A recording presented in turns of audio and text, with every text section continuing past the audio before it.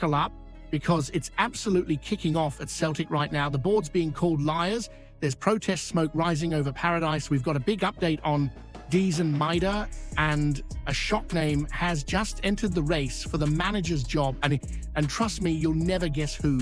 Stick around till the end because the last story is massive. Smash that subscribe button, drop a like, and let's dive into all the chaos swirling round the green half of Glasgow. We have 6 news a day to keep you updated with the mighty Celtic. Hit that subscribe button and be part of it. You can just feel it, can't you, mate? A tension crackling through the air like thunder over Glasgow. The kind that tells you Paradise isn't sleeping easy. The Celtic Fans Collective has come out swinging again, and this time they're not holding back. They've called out Dermot Desmond and the entire board, flat out accusing them of lying through their teeth about what really went down with Brendan Rodgers. Lying. And they've got the receipts to prove it. So here's how it's all blown up. Desmond fires off that brutal statement, calling Rodgers toxic, divisive, and self-serving. Harsh words, but they've backfired quicker than a pint gone flat because what he said doesn't line up with what Michael Nicholson himself told the collective just 5 weeks ago. Back then, Nicholson swore blind there was no disconnect between the board and the manager, said it with all the confidence of a man who thought nobody would ever check the tape. But now Desmond's turned around and said the exact opposite, and the whole thing's unraveled like a cheap suit. The collective statement lays it out perfectly. 3 big points that hit like a hammer. First, the board said there was harmony. Desmond's words prove otherwise. Second, they ignored a leak to the Sun accusing Rodgers of dodgy behavior, the same stuff Desmond's now thrown into the open himself. And third, the old line about every pound going back into the club. Well, if that's true, then where's the explanation for those millions just sitting quietly in the bank while the squad's crying out for reinforcements? Now, the collective's turning up the heat again.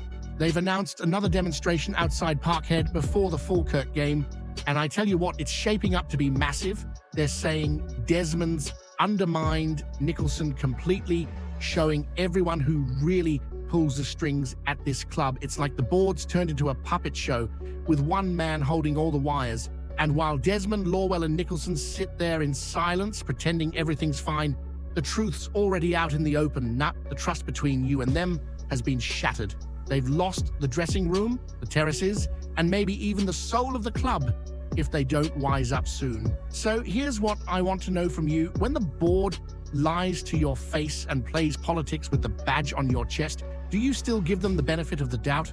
Or is it time to tear the whole thing down and rebuild Celtic from the ground up, free from the suits who've forgotten what this club truly stands for? Hit like, hit that subscribe button, lads. Let's jai it loudy till we hit 1,500 mad Celtic dafts.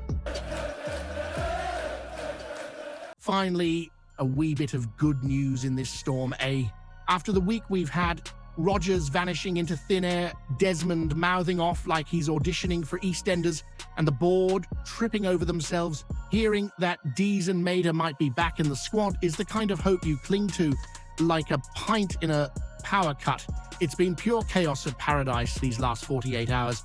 1 minute, you've got Rodgers resigning. The next, you've got Martin O'Neill back at the helm, with Shaun Maloney by his side like a blast from the past, trying to steady a ship that's been spinning in circles.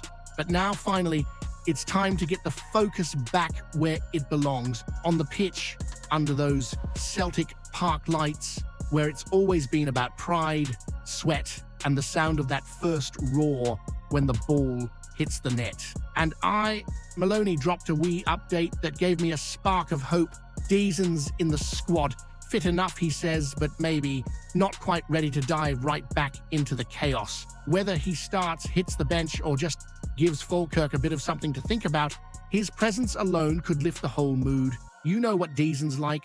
Never stops running, never stops pressing, and when he's on it, the whole team plays with that edge again. Because let's be honest, we've been missing that bite. 2 league defeats on the bounce, a board in meltdown, and the blues from Govan laughing at every headline. It's been grim, mate, but this is where Celtic shows what it's made of. When everything's falling apart around us, we find a way to rise, to fight, to remind everyone why we're the champions of Scotland. Falkirk's coming in confident, sure, but this is paradise. This is where legends are born and outsiders crumble. O'Neill and Maloney have a job to do, and if Daizen's back, even at 50%, that spark might just be enough to light the whole place up again. So tell me this, mate. If you were O'Neill, would you risk throwing Daizen straight into the fire to make a statement, or keep him wrapped in cotton wool and play it safe while the pressure's boiling over at Paradise? Hit that subscribe button, lads. Let's guy it lolly till we hit 1,500 mad Celtic, till we dafts. Now, here's one that'll get you choking on your tea, mate. Kevin Muscat, Kevin Muscat, the man who once wore their shirt from Govan, is suddenly being linked with the Celtic job. You couldn't script it. The same fellow who just turned down Rangers is now being whispered about as a wildcard option for us. Imagine that, the one they desperately wanted could end up in our dugout instead. Oh, the irony. You can almost hear the sobbing from across the Clyde already. The stories come from the Daily Record saying Muscat's name is now doing the rounds inside Parkhead. The 52-year-old's been flying, to be fair, top of the Chinese Super League with Shanghai Port. And before that, he cleaned up in Japan with Yokohama F. Marinos, following the same road that Ange Postecoglou took. He even learned under Ange in the early days, so you know he's got that same front foot attacking style that fits the way we play. Now, before you spit your pint out at the thought of a former Ranger managing Celtic, just think of the chaos it had caused over at Ibrox. They'd absolutely melt down.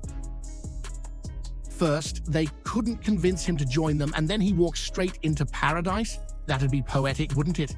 The green half of Glasgow pulling off what the blue half couldn't. It'd be like Lisbon all over again, just with extra salt from Govan tears. But there's still that question mark. Could you really see him managing us? He's got the credentials, sure. 2 A-League titles, a Super Cup, a league in Japan, and now he's storming China. The man knows how to win. The only thing bigger than his trophy cabinet might be the reaction. If he walks out at Parkhead wearing green instead of blue, the pressure would be enormous. Every touch, every decision, every result watched like a hawk, but you can tell Muscat's got the fire for it. Still, this would be a move that tests the soul of Celtic. Do we care where a man's played, or only what he can bring to the badge now? Because if Muscat walks in and brings us trophies, I doubt anyone will remember what shirt he wore 20 years ago. So here's what I want to ask you. Would you be willing to see a former Ranger in the Celtic dugout if it meant winning everything again? Or is that one line you'd never let anyone cross, no matter how much silverware he brings? Hit that subscribe button. Lads, let's giant laldi till we hit 1,500 mad Celtic drafts.